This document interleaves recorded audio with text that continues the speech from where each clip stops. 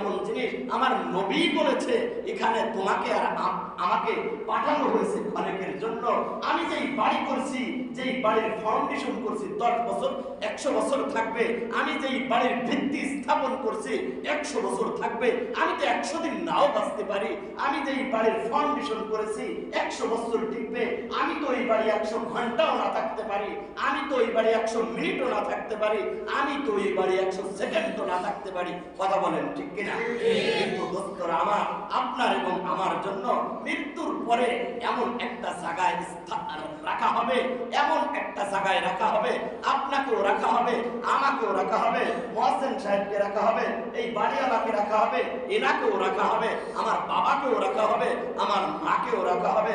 আমার মৃত্যু যেখানে হোক না কেন, যদি 5 তলায়ও হয় আমাকেও ওখান থেকে নামানো হবে, যদি পানির ভিতরে হয় সেখান থেকেও আমাকে উঠিয়ে ওই কবরে রাখা হবে, যদি কোনো রোডের ভিতরে অ্যাক্সিডেন্ট হয়ে মৃত্যুবরণ হয় ওখান থেকেও তুলে এনে কিন্তু আমাকে আপনাকে কবরে রাখা হবে। দোস্ত, ওই কবরের চিন্তা কি আমি করছি? ওই কবরের চিন্তা কি আমি করছি? আমি আমার সন্তান কোলে আছে, ওই সন্তানের চিন্তায়, ওই সন্তানের টেনশনে, ওই বাচ্চার টেনশন করছি। আমার মৃত্যুর পরে এই সন্তান দুনিয়ায় কেমনে চলবে, এটা তোমার একটা বোকামি চিন্তা এবং চেতনা। কারণ আল্লাহ পাক রব্বুল আলামিন বলছেন, ওয়া মিন দাব্বাতিন ফিল আরদি ইল্লা আলাল্লাহি রিজকুহা। আল্লাহ পাক বলেন, পৃথিবীর ভিতরে যত প্রাণী দেখছো, সমস্ত প্রাণী খাদ্যের দায়িত্ব, রিজিকের দায়িত্ব আমি আল্লাহ গ্রহণ করেছি। বলেন না সুবহানাল্লাহ। তাহলে এই সমস্ত মানুষের ভিতরে আমার এবং আপনার সন্তান আছে না নাই? আমার আপনার সন্তান আছে না নাই? আমি বুঝাইতে চাচ্ছি, আমরা দুনিয়ার নগদ ব্যবসাটা খুব ভালো বুঝি। কোনাবাড়ির থেকে মাল কিনে আনলে নোয়াবলী মার্কেটে প্রত্যেক কেজিতে 20 টাকা বেশি বিক্রি করা যায়। আরেকটু আগায় চৌরাস্তার থেকে কিনে আনলে আরেকটু কেজিতে বেশি বিক্রি করা হয়। আমরা দুনিয়ার ব্যবসাটা পরিপূর্ণভাবে বুঝে যাই এবং বোঝানো লাগে না। আমি আমার টাকা থাকলেই আমি ব্যবসা করতে পারি। কিন্তু আখিরাতের ব্যবসাটা আমি আর আপনি বুঝলাম না।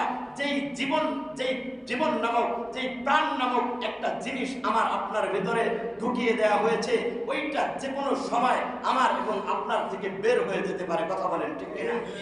এইটা যদি বের হয়ে যায়, আমি আর আপনি কি চলতে পারবো? এটা কখন বের হবে এটা কি আমি আর আপনি জানি? আমার ঘরেও বের হতে পারে, আমার কর্মস্থলে যাওয়ার পরেও আমার ডেট ফেল হয়ে যেতে পারে। আমি গাড়িতে পা রাখছি, ওই গাড়িতে থাকা অবস্থায় আমি লাশ হয়ে যেতে পারি। আমি কর্মের জন্য বের হয়ে গেছি, আমি আর ওই ঘরে ফিরে আসবো এমন গ্যারান্টি, এমন সিকিউরিটি কিন্তু আমার আর আপনার হাতে নেই। দোস্ত, একটু শীত পড়েছে, সামান্য একটু শীত পড়েছে, যেটাকে কম্বল দিয়ে, যেটাকে লেপ দিয়ে, কাঁথা দিয়ে আমি আর আপনি ঢেকে ঘরের দরজা দিয়ে পালকের উপরে শুয়ে, তোষকের উপরে শুয়ে, তারপরেও এই শীত করছি আমি আর আপনি।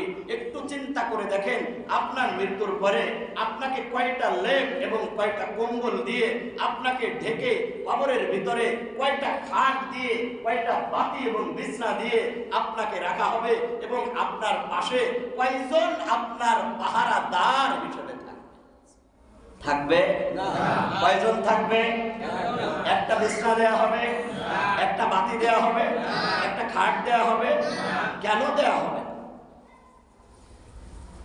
কেন দেয়া হবে না? আপনি তো দুনিয়ায় কত খাটের মালিক, আপনি তো দুনিয়ায় কত বাড়ির মালিক, আপনি তো দুনিয়ায় কত সম্পদের মালিক। আপনি তো চাইলে কত কিছুই করতে পারেন। কিন্তু আপনি যখন মৃত্যুবরণ করবেন আপনাকে কিচ্ছুই দেয়া হবে না। ও দোস্ত, কেমনে দিবে? ওখানে তো দেওয়ার জায়গা না। আর ওই যেই জায়গাটা দেয়া হয় ওর পাশে তো একটা খাট রাখা যায় না, ওর পাশে তো একটা বাতিও জ্বালানো যায় না। এজন্য আপনাকে দেয়া হবে না। হ্যাঁ, ওখানে আলোকিত করার জন্য একটা বাতির ব্যবস্থা আছে, ওখানে আলোকিত করার জন্য, ওখানে বিছনা বিছানোর জন্য, ওখানে আরামের ঘুমের জন্য একটা ব্যবস্থা মদিনাওয়ালা নবী বলে গেছেন। আপনি যখন মৃত্যুবরণ করবেন, আপনাকে যখন কবরের দিকে নিয়ে যাওয়া হয়, আপনাকে যখন কবরের দিকে নিয়ে যাওয়া হয় আপনি কিন্তু সব আওয়াজ শুনতে পান। আপনি মনে মনে করেন যে আমার সাথে যারা যাচ্ছে এরা হয়তো আমার কবরের ধারে অবস্থান করবে, কিন্তু কবরের ভিতরে যখন আপনাকে রাখা হয় আপনি মনে করেন কেউ মনে হয় আমার সাথে যাবে না, কমপক্ষে যেই 2 জন বা 3 জন নেমেছে তারা মনে হয় আমার সাথে থাকবে। কিন্তু যখন তারা লাফ দিয়ে উঠে যায় তখন আর আপনি এতিম হয়ে যান, আপনি এতিম হয়ে যান, আপনি বুঝতে পারেন আপনার সাথে কিন্তু কিন্তু এই বুঝটা মরার পরে যদি আপনি বোঝেন তাহলে কোনো লাভ হবে না। এই বুঝটা বুঝতে হবে মরার আগে। এই জন্যই মুফাসসিরিন ইকরাম বলছেন মৃত্যুর পূর্বে মৃত্যুর একটা প্রস্তুতি তুমি গ্রহণ করো।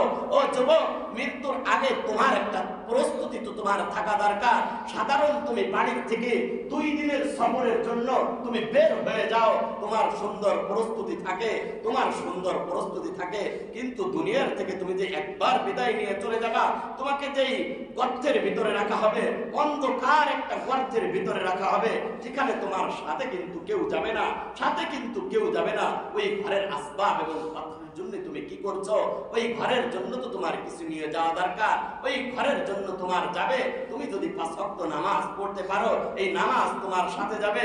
তুমি যদি কোরআনকে মহব্বত করো, কোরআন তেলাওয়াত করো, এই কোরআন তোমার মাথার সামনে এসে দাঁড়াবে। তুমি যদি দান এবং সদকা করে দাও, এই দান সদকা তোমার সাথী হয়ে থাকবে। দোস্তরা আমার, বলতেছিলাম লম্বা কাহিনী হাদিসের মধ্যে আসছে। জিবরিল